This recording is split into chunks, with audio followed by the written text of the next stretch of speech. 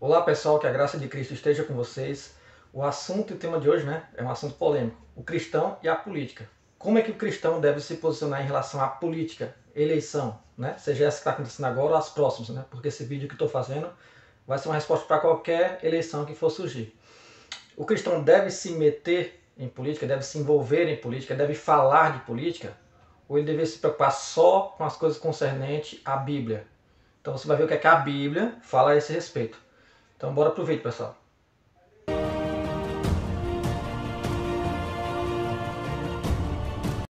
Então, pessoal, a gente vai começar o assunto, Mas antes da gente começar esse assunto, já deixa aquele like para dar força pra gente aqui no canal. Deixa a tua inscrição se você não for inscrito. Vai compartilhar esse vídeo também para chegar a mais pessoas que querem entender desse assunto, quer saber o posicionamento que a Bíblia traz a respeito do cristão e a política, Deixa teu comentário também, após o final desse vídeo, para eu ver o que, é que você achou desse vídeo, Seja crítica, discordância, não tem problema. Deixa lá. Então é o seguinte, pessoal.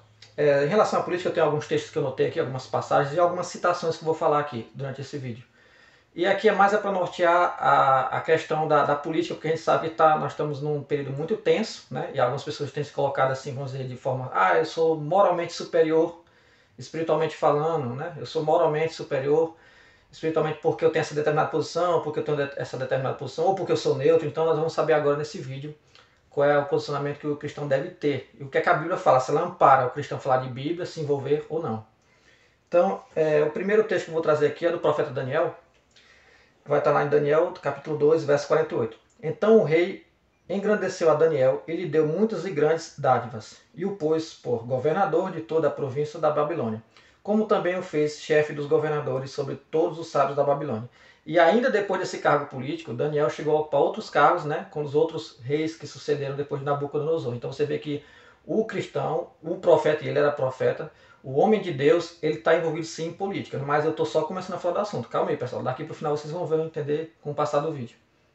Vocês vão ver aqui comigo também no texto de Juízes capítulo 2, a partir do verso 16, que vai mostrar que Deus levantou juízes, O profeta Samuel, por exemplo, ele é um tipo de juiz. Ele era um dos juízes da época dos juízes, que Deus levantava sobre as tribos de Israel, e também o juiz que estava acima até dos outros juízes, quando ele era levantado para tirar o povo debaixo de angústia, de sofrimento, quando o povo era subjugado por outros povos.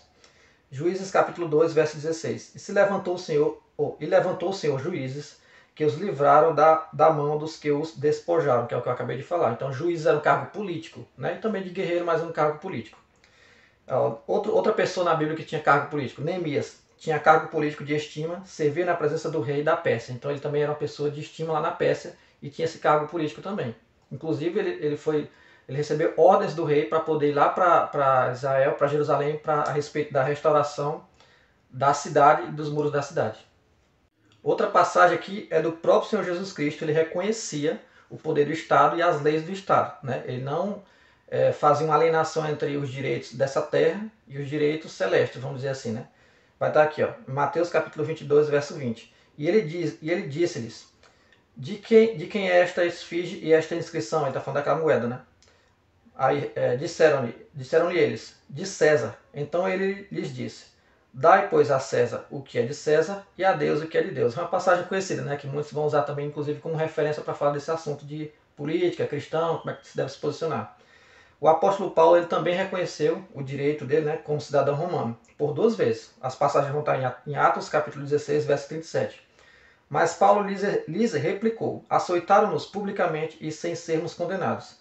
Sendo homens romanos, nos lançaram na prisão e agora encobertamente nos lançam fora? Não será assim, mas venham eles mesmos e retirem-nos para fora. Ou seja, nos tratem com honra. Nós somos cidadãos romanos, então ele reconheceu o cidadão dele. Outra passagem vai estar em Atos capítulo 22, verso 25. E quando o estavam atando com correias, disse Paulo ao centurião que ali estava: é-vos lícito açoitar um romano sem ser condenado? Você está vendo? Que julgamento é esse? Eu estou sendo açoitado sem ser condenado. E é lícito isso?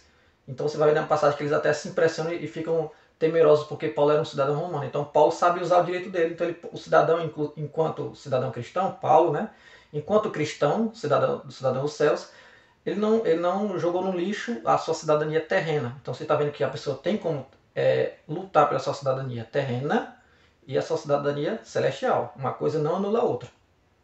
A gente vai ver também aqui em outra passagem, Jesus ele falando para Pilatos, né? Ele reconhecia o poder de Pilatos e ele reconhecia que o poder de Pilatos vinha do alto. Ou seja, o fato de Pilatos ter um cargo, ele só era possível porque Deus permitia aquele cargo existir sobre essa terra, né? Que aí entra a soberania de Deus, a forma dele agir nesse mundo, que é um outro assunto. Mas eu vou focar só no verso que Jesus fala para ele. João capítulo 19, verso 10. Disse-lhe, pois, Pilatos, não me falas a mim? Não sabes tu que tenho poder para te crucificar e tenho poder para te soltar? Ele falou para ele, eu tenho poder para te soltar e crucificar. Tenho poder sobre ti. Aí Jesus fala, respondeu Jesus, nenhum poder terias contra mim se de cima não te fosse dado. Mas aquele que me entregou a ti, maior pecado tem. Que na verdade está falando do povo, de quem traiu ele também, né? Então você está vendo, Jesus falou, você só tem poder sobre mim porque do alto te foi dado. Só te foi concedido ter esse poder sobre mim, porque ele não teria poder sobre Cristo, né? E aqui no sentido de Jesus Cristo está falando tanto no sentido espiritual mesmo, que ele tinha que ser entregue como sacrifício por muitos, e também no sentido humano, das leis humanas. Ele tinha um poder, porque ele era o chefe daquela província da Judéia, né? Então ele tinha poder sobre Cristo enquanto cidadão judeu. Outra passagem aqui é agora sobre a questão de como é que a gente deve se portar em relação às autoridades, né? A questão de orar, como é que a gente deve ver eles, as autoridades constituídas, né? E lembrando, pessoal, que até o momento eu estou falando só sobre autoridades que eram através de impérios, através de monarquias, através de autocracias, né? Então, as autoridades daquele tempo, elas tinham um modo e uma forma de governar, e as pessoas tinham um modo e uma forma de serem governadas. Então, eu ainda vou chegar na questão da democracia. Paulo vai falar em 1 Timóteo capítulo 2, a partir do verso 1. Admoesto-te, pois, antes de tudo, que se façam súplicas, orações, intercessões e ações de graças por todos os homens, pelos reis e por todos os que estão em eminência, para que tenhamos uma vida quieta e sossegada em toda a piedade e honestidade, porque isto é bom e agradável diante de Deus, nosso Salvador. Lembrando, pessoal, que no primeiro versículo, Paulo já está falando sobre todos os homens, inclusive, não é só sobre autoridades. Orar por todos os homens, inclusive os que estão em eminência, os que têm autoridade. Não é só autoridade, não. Tem gente que interpreta até errado esse versículo, eu já estou dando aqui uma cortada, né, explicando melhor como é que se interpreta. Então, sobre todos os reis, naquele tempo era o quê? Monarquia, império, autocracia. Naquele tempo não era democracia. Existia em alguns lugares, mas não lá.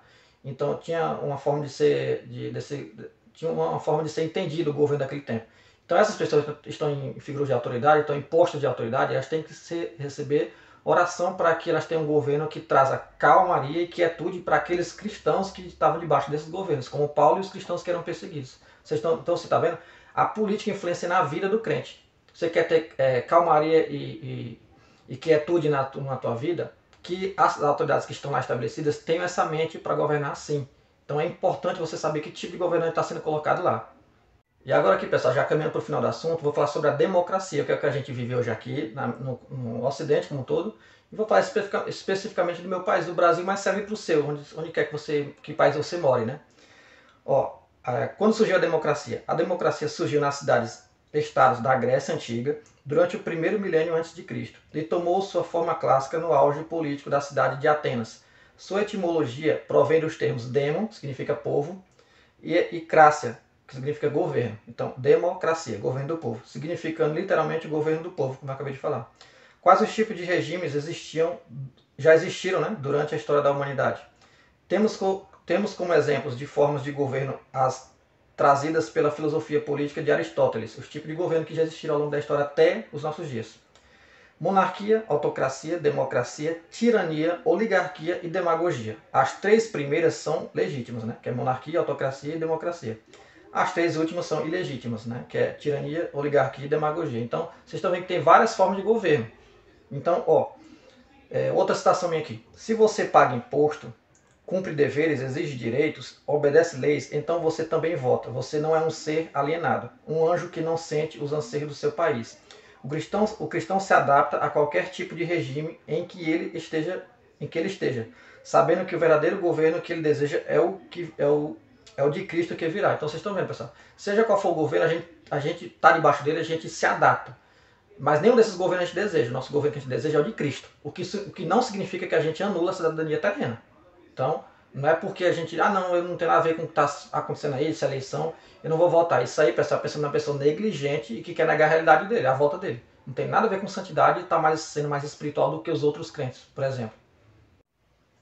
Por isso, pessoal, independente de qual seja a tua posição política, que tipo de de coisas que você leva em consideração para dar teu voto, você tem que lembrar, o cristão vota de acordo com a sua consciência e a consciência cristã. Ele vota de acordo com os princípios cristãos, os princípios bíblicos que a palavra de Deus mostra. E não vota de qualquer jeito, mas aí no final você que decide seu voto, com a sua consciência, porque depois você vai estar prestando conta disso a Deus. Então nem quem não vota, aliás, nem quem não quer falar de política, né, quer se envolver nisso, é superior, o crente que não fala disso, é superior ao que fala, e nem o que fala, que se envolve, é superior ao que não fala. Na verdade, um está decidindo não falar e o outro está decidindo dar a sua posição e falar. É só isso. Então, é isso que tem que ficar bem claro. Não tem ninguém superior a ninguém por causa da determinada posição que ele decidiu tomar. Não falar ou falar. O certo é saber como vota, na hora como vota e de acordo com os princípios cristãos. É isso que importa. Então, espero que vocês tenham gostado do vídeo. Compartilhe esse vídeo para mais pessoas que você conhecer. Se inscreva no canal se você não for inscrito.